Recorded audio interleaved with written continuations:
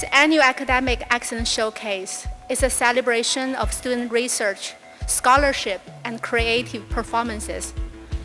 Today, we have the privilege to celebrate with so many Wu students, mentors, families, throughout many presentations, poster sessions, awards, performances, and special events.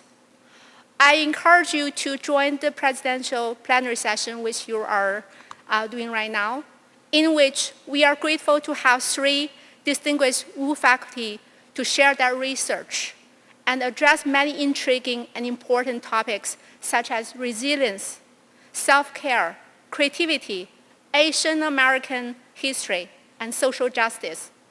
So next, I'll go ahead and introduce the first speaker, which is myself. And then I talk about resilience and self-care in the times of uncertainty. Dr. Xiaopeng Gong received her PhD from the Department of Educational Psychology from Ball State University in Muncie, Indiana.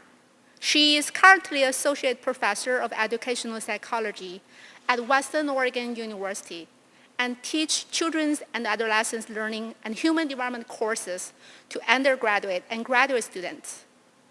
As a quantitative researcher, Dr. Gong's research involves how parenting practices and family affective environments affect adolescents' social and emotional development, including emotion regulation, perfectionism, and coping strategies. Her recent interests involve social emotion learning for K-12 education and teacher preparations, and how to use social emotion learning as a tool for fostering self-care and individuals' well-being. My topic today is resilience and self-care through times of uncertainty. First of all, I have to say I'm really honored to have the opportunity to talk about this very important topic. There are 2 reasons that I selected this topic. First, social emotional development and social emotion learning has been something that I have been passionate about for years. My research centers around it. Students taking my classes, they know this is something that's dear in my heart. Second, in the past 3 years, I started to take a new look on this topic. As I witnessed myself, and many people went through lots of crises. In today's talk, there will be no citations, no heavy research, no big research findings, as I intend to speak to you as your family, your neighbor, your friend, your dear colleagues, a person who also went through the many struggles that you have went through in the past 3 years. In the next 10 to 15 minutes, I will have a quick introduction of what resilience is, and then move on to the specific strategies regarding how to promote resilience. First of all, here is a definition provided by the American Psychological Association for resilience. So it says that resilience is the characteristic, psychological characteristic, defined as capabilities of adapting well in the face of adversity, trauma, tragedy, threats, or even significant source of stress. Resilience is one of the most intriguing characteristics that psychologists witness among individuals. We see children and people thrive and grow into content, successful individuals out of poverty, disasters, wars, trauma, loss of family, disease, and etc. Children we call as resilient kids. These negative experiences that occur in life seem to have a very minimal effect on them. They either grow out of it, or in some cases, they are able to turn those obstacles, barriers, tragedies into a force, power that keep pushing them forward. In other words, the resilience within these individuals, these kids, help to turn the negative environment and experiences and the misfortunes into blessings. How did that happen? I believe it is more than worthwhile to take a few minutes to examine the concept of resilience and discuss about the different possible strategies we can do on everyday life, on a daily basis, to promote resilience when considering what we have been through and are still experiencing right now. The following tips are based on the readings from numerous research papers, articles about social emotional learning, self-care, resilience, and confirmed with my personal experiences. So the first strategy I want to talk about is engage in self-care. And after that, I will move on to how to reframe, how to view problems and challenges. So first one, engage in self-care. So the first thing I need to remind myself is to eat healthy and get enough sleep. Something really basic, right? But eating well and rest well can help us to get through the most toughing days. Start your morning with a nutritious breakfast. Take your time to enjoy it without worrying about anything else. Not reading any news or checking emails, text messages. Just enjoy the moment. Have 8 hours of sleep. If 5 hours is enough, that is fine. Quality of sleep is more important than quantity. Second, get regular physical activity. Something as simple as 10 to 15 minutes walk a day can do the magic and help to relax the nerve and body. If you want to challenge yourself, running, doing yoga, paddling, weightlifting, it is all there. According to Maslow's model of hierarchy of needs, eating well, sleeping well, taking good care of yourself, these are all the fundamental psychological needs for human beings, and this needs to be fulfilled before we can deal with other problems in life. Connect with nature turns out to be one of the most powerful ways to relieve stress and anxiety. Take your time. Again, feel the breeze, listen to the birds, bathe in the sunshine, watch clouds floating by. Just think about nothing and appreciate the moment. Next, connect with others, your friends, your families, neighbors, people in the community. Social self-determination theory tells us that human beings have 3 fundamental psychological needs: the need for autonomy, the need for competence, and the need for relatedness. Well, in my opinion, the need for relatedness is probably the core or the most important part of the theory. It refers to our connections, our social connections with other people. We are all social beings. When isolated from each other, like what we were told to do at the beginning of the pandemic, it's really harmful for our well-being and mental health. Instead, finding time to reconnect, to be with people who you care about, is the source of energy and happiness. Finding out meaningful ways to contribute to the community is another great way to connect with others. Next, be true to yourself. Know about your emotions. So what do I mean by that? If you look at the picture on the right, you'll see a model. This is Castle's model of the 5 key components for social emotional learning. These 5 components are self-awareness, self-management, social awareness, relationship skills, and responsible decision-making. The first component is called self-awareness. It refers to being aware of what emotions one person is currently experiencing. Take a deep breath. How do you feel now? Do you feel happy, content, relaxed? Or maybe you feel stressed, anxious, worried. Or sometimes you may be saying, I do not know. It is important to know what kind of emotions we are experiencing, moment by moment, and accept it. If we do not know, take your time to relax and think about it.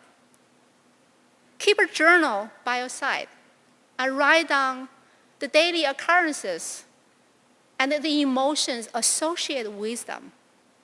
It's going to be helpful. Knowing ourselves is probably one of the most important yet challenging times in our lives. We need to admit that we do feel scared, stressed, anxious, doubtful. However, these so-called negative emotions are useful as they can help us to ponder, to meditate, to evaluate our beings, and to come up with different strategies to deal with problems. Learn to accept that we are human beings, and we have both positive and negative emotions. And both of them convey useful messages to our mind, our body, to ourselves. In addition to engaging in self-care, another aspect for promoting resilience has to do with reframing how to view problems and challenges. Reframing means taking different perspectives to think about these unexpected events, occurrences, negative experiences, and etc. Research shows that a person will have about 6,000 thoughts a day. And most people simply repeat the majority of the same thoughts every day. The power of habit. However, as it is possible to change a habit, we can change how we think. Whenever there is a negative thought, like this pandemic will never end, or I'm going to fail this class, replace it with a positive one, such as the pandemic gives me more time to spend with my family, or I'm going to contact my professor tomorrow and see what I can do to improve my grade. There's still plenty of time to work on things, and so on. Start and end a day with something positive is another useful tip. Take a good shower, have a glass of coffee, and a nutritious breakfast. Mentally think about what you look forward to for that day ahead. Will make a big difference for the rest of your day. Same thing for the night. Turn off the TV and electronic devices. Maybe read some books. Have a conversation with your family, with your kids, with your friends. Have a bedtime routine and go to bed early when possible.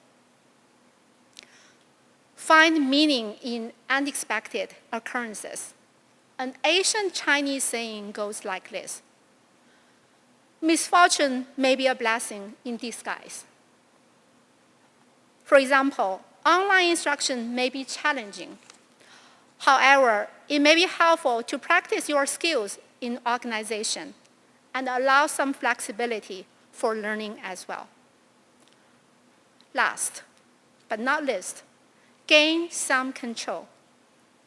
This is our fundamental need. So we talked about the self-determination theory a moment ago. This is one of the fundamental psychological needs for human beings. So the need for autonomy has to do with we want to control what's going on in our life, in our environment. Truly, there's many things we cannot control. We cannot control the burst out of a pandemic. But we can control how we respond to it. We cannot change maybe other people's attitude toward you, but we can change how we respond to it, maybe putting more effort into it, maybe be positive instead. I've been personally practicing the above principles for 2 years, since the start of the pandemic. And I can tell you, things as simple as this, they transform my life. I take 1 hour's walk in the park every day. I try to eat healthy. I go to bed when the sun sets and get up when the sun rises. I start my day with a big breakfast, good breakfast. I eat like a king, a queen. I focus on the positive aspect of the changes of my life.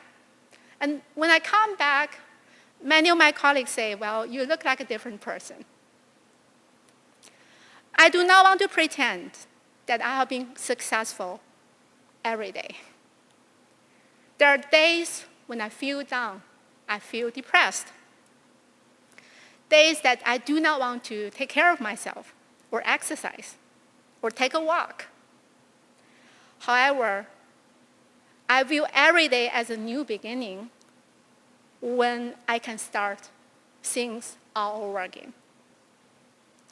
As commanded in the welcoming message, a big global crisis can bring fundamental positive changes.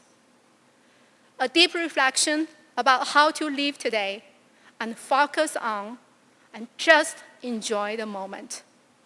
If we are willing, we can rethink and reimagine your life. Thank you.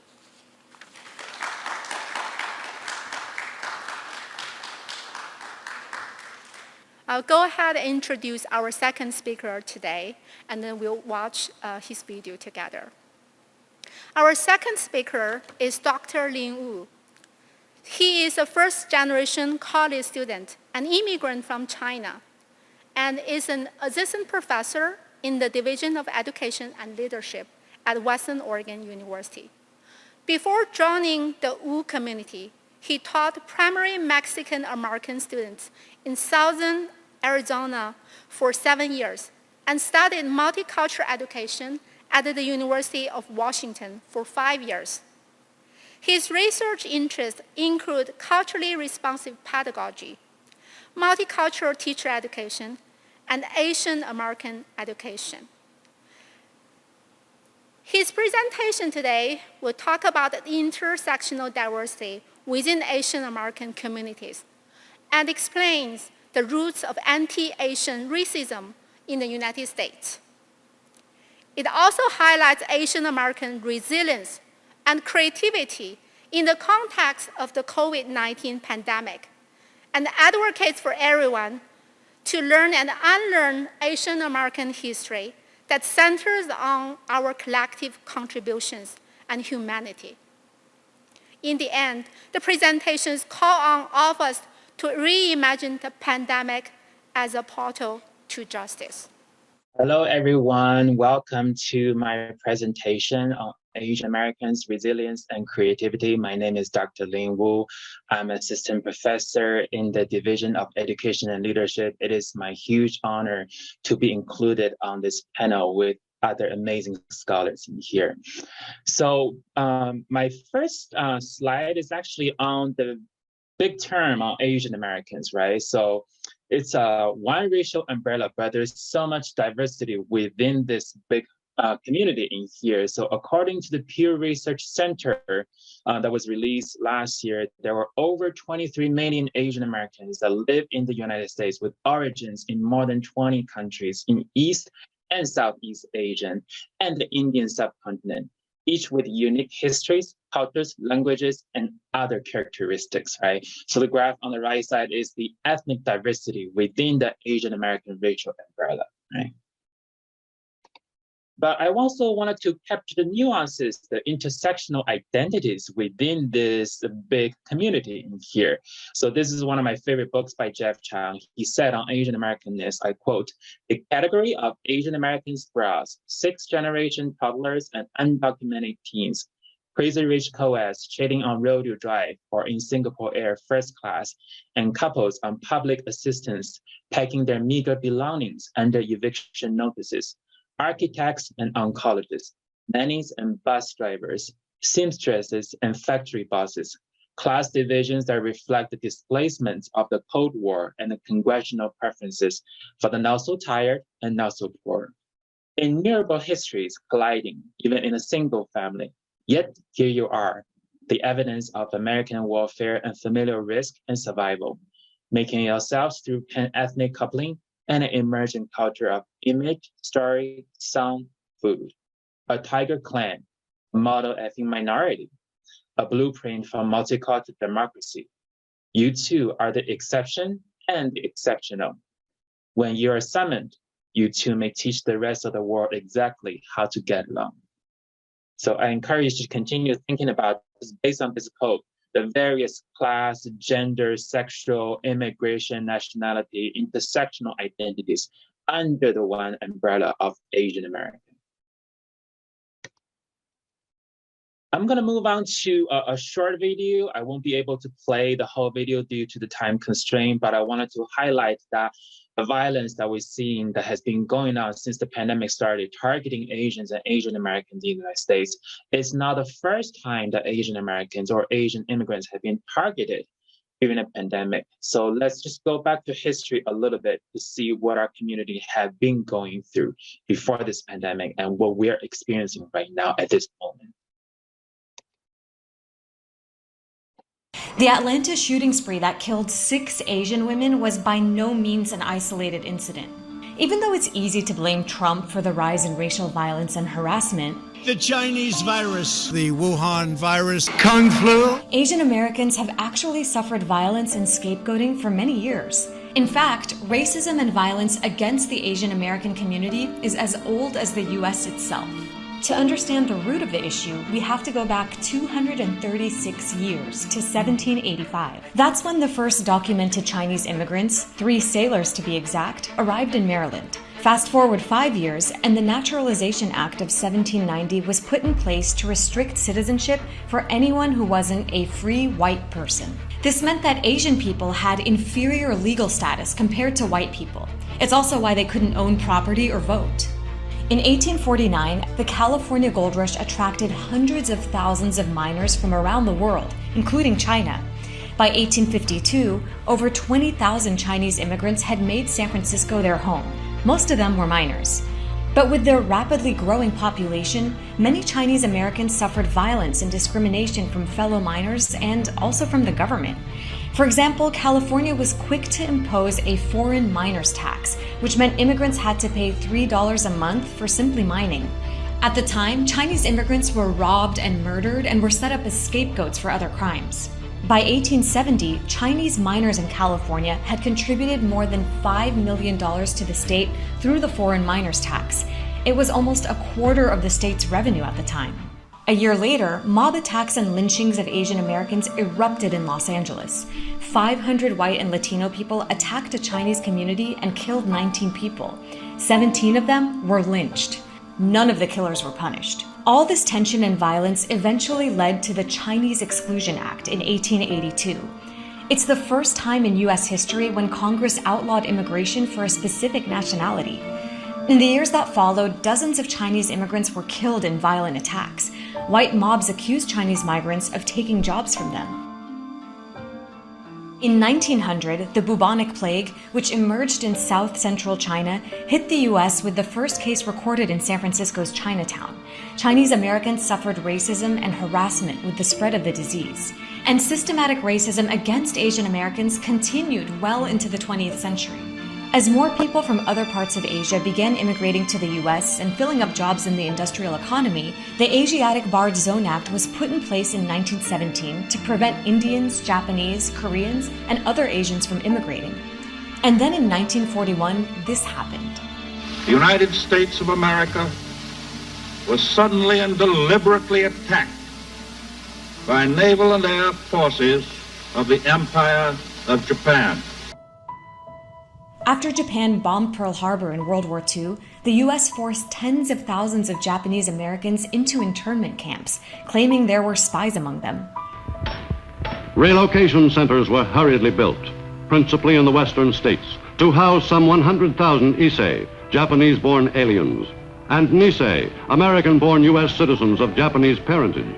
People suffered poor living conditions and had to live in internment until the war was over. No spies were ever found. Things began changing in the mid-60s. In 1965, President Lyndon B. Johnson signed an order called the Hart-Celler Act, which removed racist barriers to entry for many groups, including Asians. But that didn't end Asian American racism. Just like in the 19th century, in the 1980s, Asian Americans were again being blamed for taking away jobs, this time in the auto industry. The vilification escalated to the point that it resulted in the murder of 27-year-old Vincent Chin, who was killed by two white auto workers in Michigan. While the two men were ordered to pay a $3,000 fine, neither of them spent a single day in jail for the murder. Fast forward 20 years, and in 2003, So this is just a brief history of what our communities have been going through in this part of the world. The video is called The Roots of Anti-Asian Racism. So if you're interested in exploring toward the end of the video, you can do that on your own, okay? I want to talk a little bit about, how to center our communities' resilience and creativity, given what's been going on for the past 2 years. And then I think it's important for us to all understand that when a community has been experiencing discrimination, attacks, or even murder in this case, which is very extreme, we have also been a community that's centering on resilience and creativity. So here's a short video that captures Asian American excellence for the year of 2021.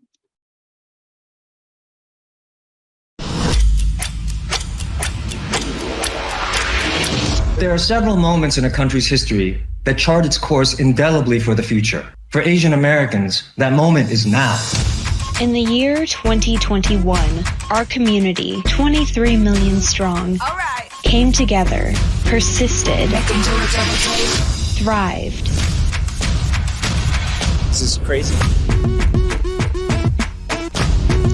Show 'em what your mama made. In the face of unprecedented violence and pain, Let 'em know your name. we united like never before. Never be the same. We rose together. We soared. Do a double take. And we made history. Give it up for In filmmaking. Show 'em what your mama made. In sports. In music.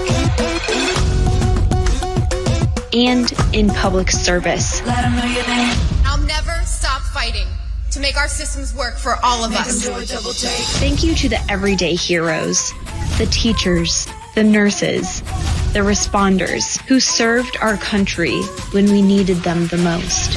Thank you. Make 'em do a double take. We are Americans. Show 'em what your mama made. We are united. Let 'em know your name. I'm where I am because of all who came before me. Come on, tell me what you're working with. As Americans of all colors and creeds, Come on, tell me what you're working with. there is nothing that we can't achieve. Come on, tell me what you're working with. To 2022, we will rise higher than ever before. Together.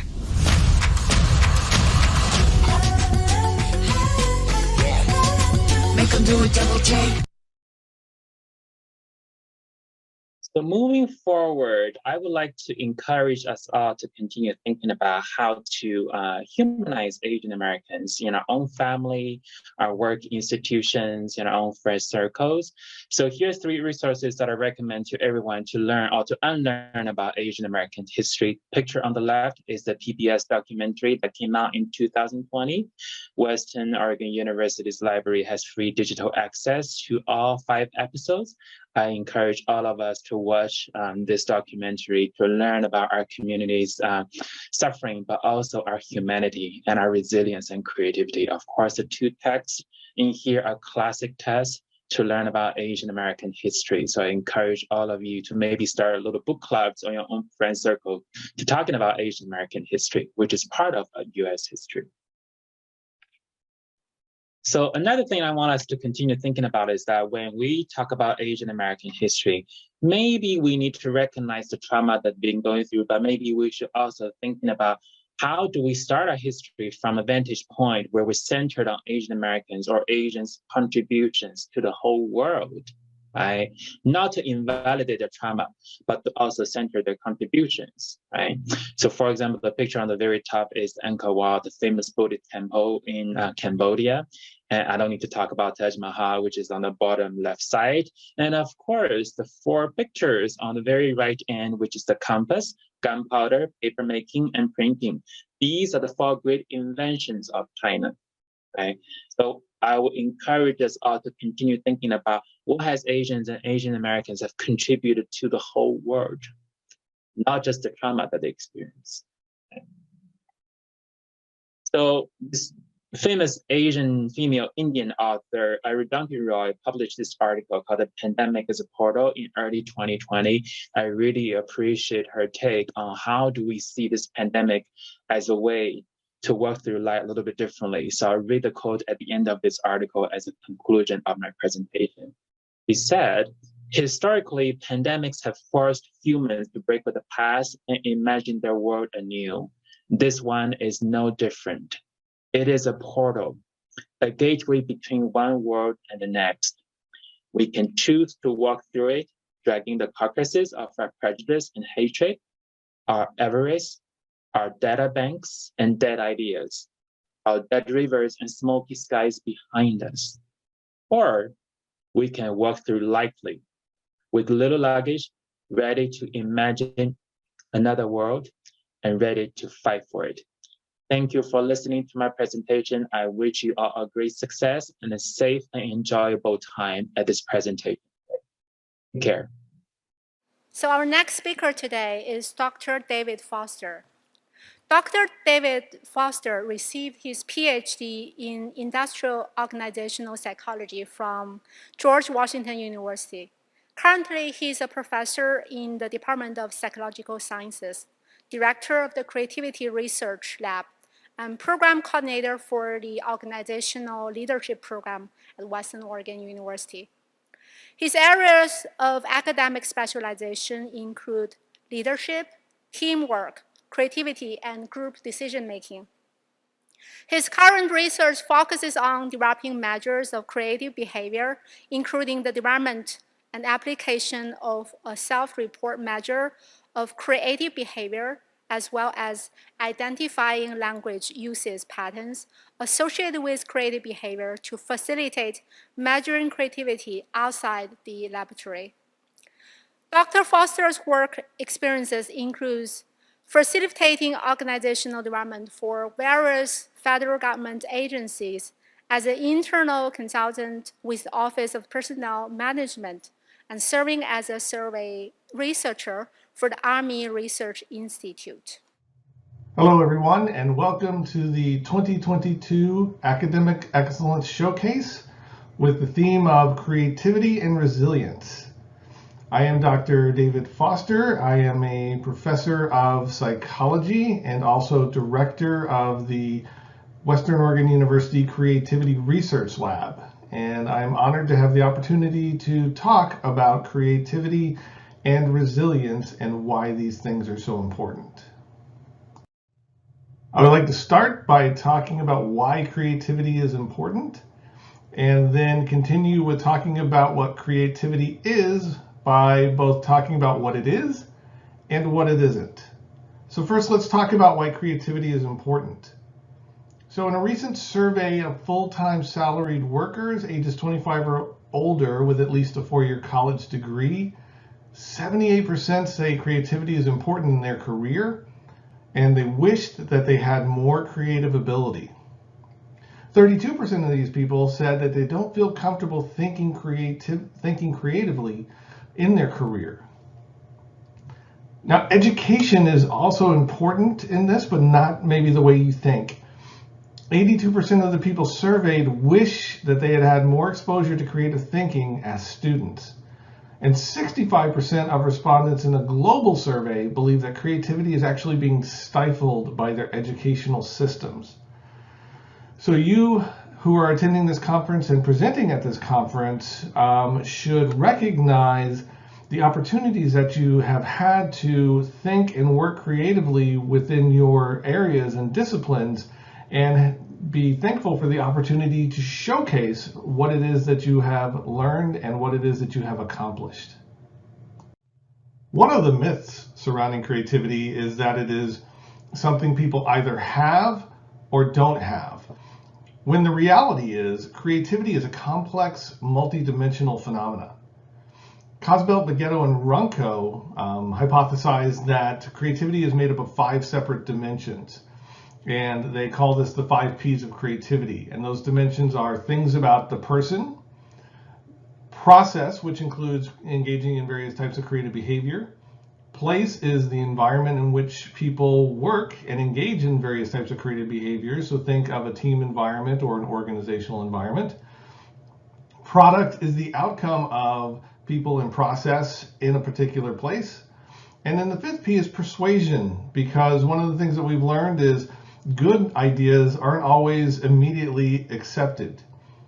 So I'm going to talk about some of the myths and some of the realities within each of these 5 different P's of creativity. David Burkus identified several myths and realities around people's understanding of creativity. So let's explore some of the person myths versus person realities. So the first myth is that only certain kinds of people can be creative, like creativity is some sort of personality trait. And actually the reality is, yes, certain traits and characteristics can make it easier to engage in some types of creative behavior, but traits are malleable, and the kinds of behaviors needed for creativity are wide and varied, and so it's open to everyone. Another myth surrounding creativity is that innovative solutions are only found by highly trained experts. The reality is, while expertise is important in a particular area, expertise can sometimes limit the way that people think about problems and think about solutions, and that sometimes blocks creativity.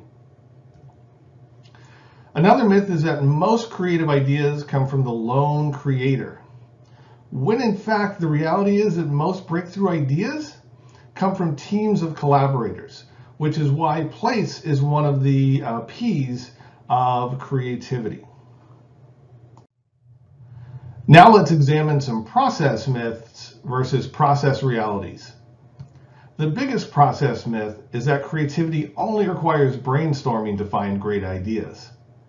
In fact, the reality is that brainstorming or idea generation is just one stage in the creative process.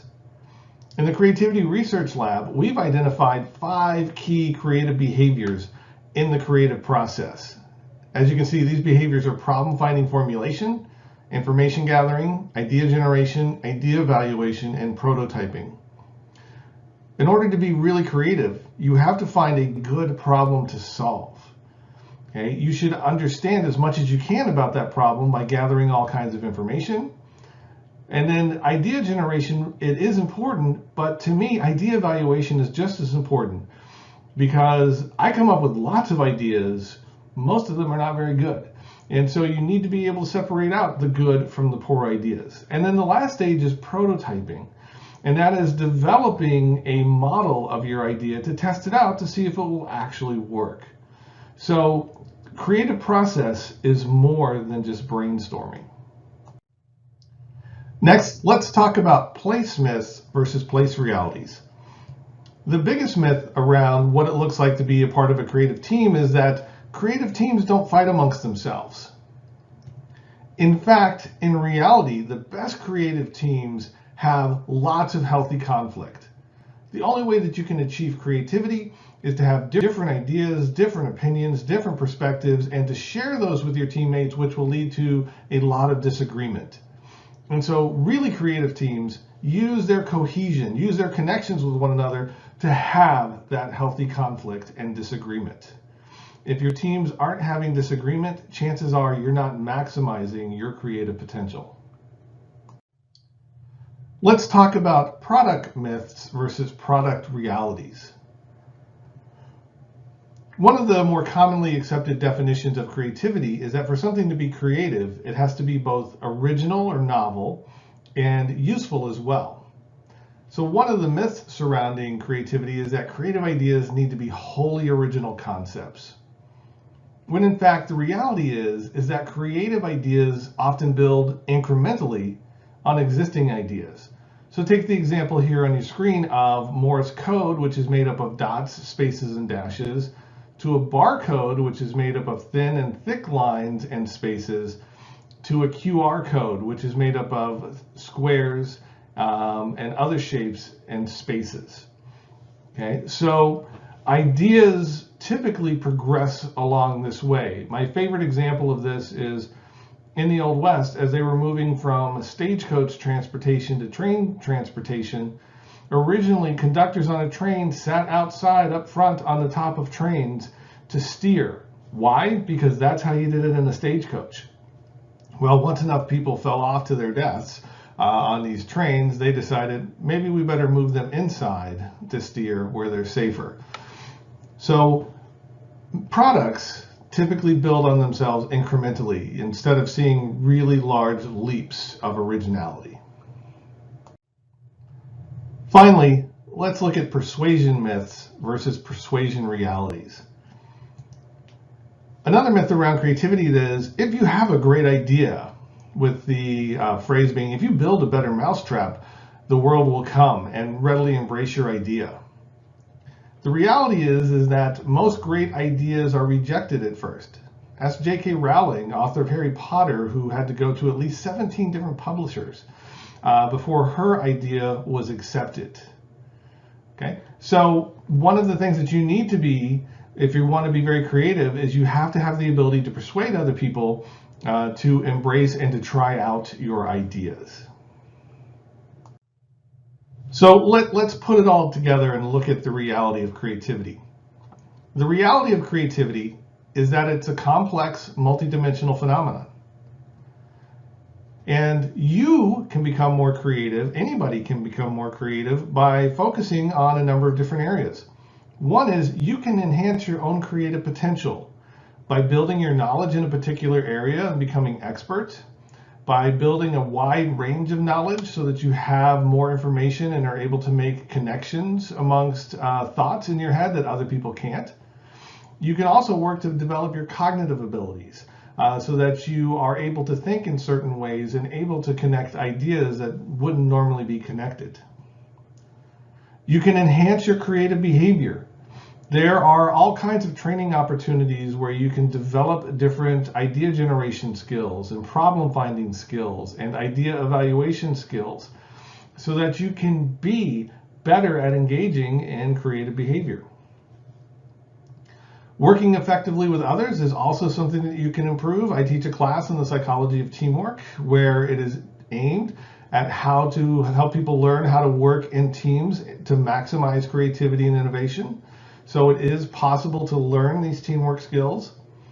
And finally, you want to work on enhancing your powers of persuasion, because now for most of the rest of your life and your jobs, you're going to be trying to convince other people why they should do things the way that you think that they should be done. And knowing how to persuade people with this way, knowing some of the psychological techniques behind that can be very, very useful. So bringing it all back to education and bringing it all back to the Academics Excellence Showcase, education needs to be set up in a way that prioritizes creativity. One of those ways that education can accomplish that is by having students develop a wide variety of skills versus a specialized set of skills. So go back and look at your general education requirements. This is the intention of general education, is to help you build a wide variety of skills and knowledge to work with. Okay. Another thing education can do is help students learn by doing and having them work on hands-on projects rather than providing direct instruction via lecture. Another thing that education can do is help focus more on creative problem solving and evaluating students along their ability to creatively solve problems versus evaluating them in terms of retaining or memorizing information. Finally, one of the things that education can do is reconceptualize the learning environment.